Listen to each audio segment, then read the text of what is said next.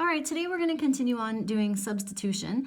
So we've looked at the steps yesterday and we know exactly what it is that we're looking for now when we have two equations with two unknowns. So just like yesterday, we have two equations of lines, and remember what it is that we're going to look for.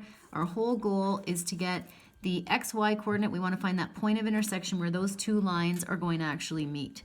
So if that's our goal, what we want to do is continue through the steps that we did yesterday. So yesterday we said step one was to isolate one of the variables in one of the equations. And again, in this case, just in this example, that happens to be done for us. We actually have y isolated in both of them. That was given to us. So step two says to replace the variable in the second equation with the expression for that variable from the first equation. So since we know that y is equal to negative 4 over 7x plus 12, we can actually just take that and substitute it right in for y in the second equation. So if you think about it in terms of, just like we did yesterday, I'm just going to rewrite out the second equation. So here's the equation of line number 2, but instead of writing y, I'm going to literally substitute the expression for y. I know what y is equal to. Y is equal to negative 4 over 7x plus 12. So I just substituted in the expression for y in the second equation. So now I have this equation, one equation with one unknown, and we saw yesterday how helpful that was because now we can solve this to get x, and we're halfway there. So the only difference between yesterday's stuff and today's stuff is now this equation that we have to solve happens to have a fraction in it, but that's okay because we did all of that work where we thought about clearing the fractions to make things easier for ourselves. So let's go ahead and do that. Let's clear the fraction. So remind yourself that clearing the fraction means that you need to multiply every single term by the lowest common denominator. In this case, we only have one denominator, it's 7, so the lowest common denominator is going to be 7, and we're going to have to multiply every single term in our equation by 7. So we're going to multiply everybody by 7. So we're keeping it balanced, but multiplying this by 7 is going to clear out the denominator for us, which is what we want. So we are going to now go ahead and actually do this. 7 times negative 4 is negative 28 divided by 7 is still just going to give you negative 4x, or the 7 and the 7 are just going to divide out because we're multiplying by 7 and dividing by 7. And then 7 times 12, we can go ahead and do that. That's 84. 7 times negative 3x is negative 21x, and 7 times 18 is 126. So now look what happened. We cleared out the fraction. Multiplying every single term by the lowest common denominator leaves us with a nice equation with no fractions in here. So now we can just scoot everybody to one side. I'm going to move all my x's over here. So I had negative 4x over there to begin with, and I need to add that 21x.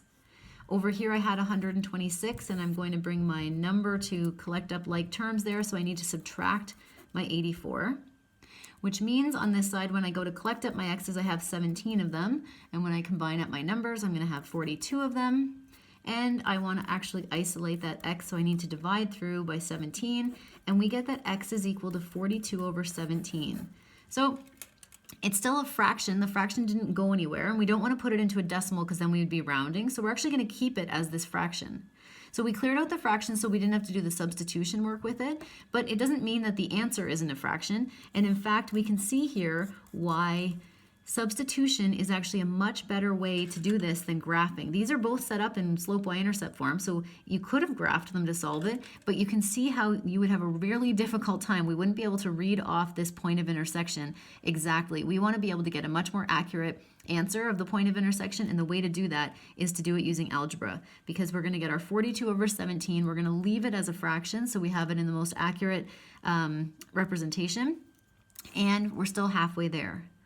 So we are going to have to do a little bit of fraction work because we're going to have to take our x, 42 over 17, and we're going to have to sub it into one of the equations to solve through for the y that goes with it.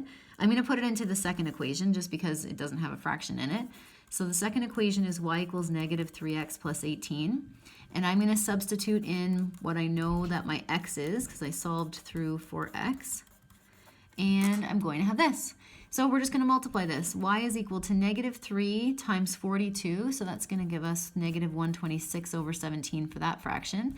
And this 18, we need to find a common denominator now. So we want it to be over 17, so we have to multiply it top and bottom by 17, which is going to give me 306 over 17. Now I have common denominators, which means I can just add up the numerator, and I get 180 over 17 for my y, which means I can add it to x as its partner, and this is the point of intersection. This is the point of intersection between these two lines. We've solved that system of equations, and we have it really nicely in exact values here. We don't want to put the decimals in there if we don't, so that we're not rounding. We want to try to keep it in as fractions as much as possible so that we have it in the most exact answer. But you can see that we're doing exactly the same steps we did yesterday, just gets a little bit more complicated with the algebra when we have the fractions. So as long as we're cleaning things up in order to clear the fractions as much as possible when we're doing the work. So let's see what we mean with another example about that. If you take a look at example B here, so here's our second example. Let's think about that also in terms of what we just did. Think about again what it is that you're trying to do. And if we really can do this with these kind of equations where they get a little bit more complicated, then we'll really understand the steps of substitution. We're looking for our x, y coordinate. So what we want to do is try to isolate y so we can substitute it right in here. If I have y already isolated in this equation, if I can get an expression for y from equation number 1, I can actually just replace y in the second equation with that. So let's work through this and see how that is going to look. Let's work with equation number 1 first. So equation number 1 is 2x plus 4y plus 3 all over 2 is equal to 2. And what I want to try to do with this is to get y by itself. Because if I can isolate y in this equation, I can replace the y in the second equation with it. So let's see if we can follow along with this. Let's think about how to isolate y in this equation.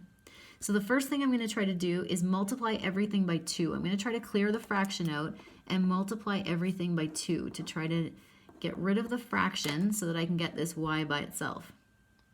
So that's going to give me 4x. I'm multiplying this whole thing by 2 and dividing by 2, which is just going to leave me 4y plus 3. And then 2 times 2 is 4. So now I'm going to combine up everything here. I have 4x plus 4y. I am going to bring my 3 over here to combine up with my 4. So I'm collecting all my like terms in terms of the numbers. So I have 4x plus 4y is equal to 1. And now what I want to do is rearrange everything so that I have y by itself. I want to isolate y, which means I'm going to leave my 4y here, but I'm going to subtract my 4x on the other side so that I have this. And then I'm going to divide everything by 4. When we do that, we get y isolated, which is what we wanted. Negative 4 divided by 4 is just going to give me negative x plus 1 over 4. And that's okay because that's exactly what we want to start working with. Look what we have now. We now have an expression for y. I know that y is equal to negative x plus 1 over 4. So what I'm going to do is I'm going to take that expression for y and I'm going to substitute it right in for y in the second equation. So let me try to mark off where we're going with this. And I'm going to show you what it is that I'm going to do. 3x plus 1 over 3 is equal to y plus 5 over 4. So I haven't done any math. I'm just recopying down equation number 2. So that was equation number 2. But now I know what y is actually equal to. I'm going to take y, what I know y is equal to, and I'm going to sub it right in here for y. So instead of writing y, so this said y, I'm just going to spread this out here. This said y plus 5 over 4. That was the actual equation. So that was equation number 2, just rewritten down. Instead of writing y, I'm going to substitute it out. I'm going to take out the y, and instead I'm going to write what y is equal to, which is negative x plus 1 over 4. So I've substituted the expression for y in the first equation into y in the second equation, substituted it right out. So you can see that no matter how complicated the equation might look in the beginning, we're always doing the exact same step. I'm going to try to get an expression for y, and I'm going to replace that for y in the second equation. Because look what it gives me, again, one equation with one unknown. So now I have this equation that I am going to try to solve for x. So now I'm going to clear the fractions again. So I am going to go ahead and multiply everything in here. I'm going to multiply by, first I'm going to combine these up. I take that back. First I'm going to try to make things a little bit simpler for myself. And it's actually kind of good that we pointed this out because This one says 3x plus 1 over 3 is equal to negative x, but this 1/4 and this 5 over 4, those ones are already like terms. So let's clean things up, make it as nice as we can for ourselves before we go forward. So 1 over 4 plus 5 over 4 is going to be 6 over 4, which is going to reduce down to 3 over 2. So 1 over 4 plus 5 over 4 is 6 over 4, which is 3 over 2. So we've cleaned things up a bit. Now we have this equation. Now we want to clear the fractions. And the lowest common denominator with our 3 and our 2 is going to be 6. So we're going to multiply every single term by 6. Multiply by 6, multiply by 6, multiply by 6. So let's go ahead and actually do that now. If we are taking 3x plus 1 and multiplying it by 6 and also dividing by 3, 6 divided by 3 is just 2, left over multiplying by the top. 6 times negative x is negative 6x. 6 times 3 is 18, divided by 2 is going to give us 9. And now, finally, we're getting kind of out of the woods of fractions here because we have this equation, no fractions, that we can go ahead and solve for x. So I'm going to distribute my 2 in. I'm going to get 6x plus 2 is equal to negative 6x plus 9. I am going to bring all my x's to this side. So I had a 6x there. I need to add this 6x. I had a 9 over on this side, and I need to subtract 2 from both sides to isolate that. So when I combine them, I'm going to get 12x is equal to 7, and I'm almost done. X is equal to 7 over 12. So if we haven't lost ourselves in all of that work yet, what we've gotten is that x is 7 over 12. We are halfway to that point of intersection. So all we're going to do is sub x is equal to 7 over 12. So we are going to sub x is equal to 7 over 12. I'm going to sub this into equation number 1 that I have already isolated. I'm going to sub it right into here, equation number 1. So into equation number 1. So equation number 1 is y equals negative x plus 1 over 4. Y is equal to negative 7 over 12 then, because that's what x is, plus 1 over 4. Again, y is equal to negative 7 over 12. We're going to have to do some fraction work here, get a common denominator. This is 3 over 12. And when we add up our negative 7 and our 3, we get negative 4 over 12, which in our final step, we're going to reduce down, and we get y is equal to negative 1 over 3. This was a lot of work. This is our point of intersection between these two lines. And again, that one was a little bit, obviously a lot more complicated, but if we can really work through this, not only will it allow us to practice like our basic algebra skills, but it'll really cement down the fact that we understand the steps of substitution. No matter how messy things get, use your algebra skills. You guys were great with the algebra to clean things up for yourself. Then isolate one of the variables, and you're going to substitute it in the place of that variable for the other equation. And then you're just right back to our steps where, fraction or not, we're going to be able to carry it through to a nice exact value. So spend some time thinking about that one. Obviously, this is much more challenging question. This is really challenging our algebra skills. But again, if we have the foundation from the last couple of days down doing substitution, this one's a nice way to kind of extend that and take a look at how to work through those substitution skills. So ask any questions you have about that one. It definitely is a little bit of a harder example. Let's try one last one here. Last one, and it's a word problem, but after this fraction stuff, this is not going to be any problem at all. And these are exactly the same kind of word problems you would have seen last year. So this one says the person's going to join a gym, and she has 2 different gym options. So gym A, the first gym that she goes to, tells her that the total cost of joining her gym is going to be $30 a month plus $39 just for joining. So this is like your initial rate. Remember last year we would have talked about the initial rate. It's $39 just for joining the gym. And then your rate of change here, this is going to be your $30 per month. So the total cost of joining the gym is $30 per month plus $39 just for showing up.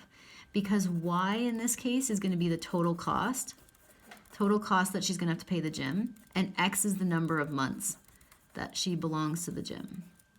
So we would need to think about that in terms of our variables. So just a little bit of a review of grade 9. stuff, but what we want to do is really think about this in terms of our substitution. So the second gym tells her that she can join the gym if she pays $20 per month plus an $89 fee for joining the gym. So again, your initial fee is $89, but then it's going to be $20 for every month that you are actually belonging to the gym. So last year what you would have done is you would have graphed these and you could have seen when they intersected, because the question is, after how many months is she going to pay the same amount at each gym? But as soon as we see that same amount, if she's asking when are they going to pay the same amount, we want to know, when do these two lines, the lines representing how much money it's going to cost at each gym, when are they the same? Well, that's just the point of intersection. So let's give our skills of substitution a bit of a practice here with a word problem. Let's see when gym A is going to be equal to gym B. Well, gym A is going to be equal to gym B when we do the substitution of this. So y is going to be equal to y. It's when these two are equal to each other. So 30x plus 39 is equal to 20x plus 89. And again, now we can just scoot everything over. We're going to solve that for x. In this case, we have 89, and we're going to subtract our 39. So 10x is equal to 50. Divide both sides by 10, and we get that x is equal to 5. So x is equal to 5, and in this case, they only asked you after how many months. It said after how many months is she going to pay the same amount at each gym. So it turns out that if she's going to join the gym for 5 months, then she's going to pay the same amount at each gym. It didn't ask you how much at that point she's going to be paying, but if it did, you could do the rest of your substitution and you could plug it right back in. If they asked you what the total cost was after 5 months, you would just plug it into either of those equations. So you could plug 5 into equation number 1 or equation number 2, and you could answer both parts of it. You could say that after 5 months, she's going to have to pay $189 at both gyms. So that substitution now is just a nice, easy way to kind of look at this without graphing it to see how we're going to be able to answer those word problems. Just an example of one you would have seen last year.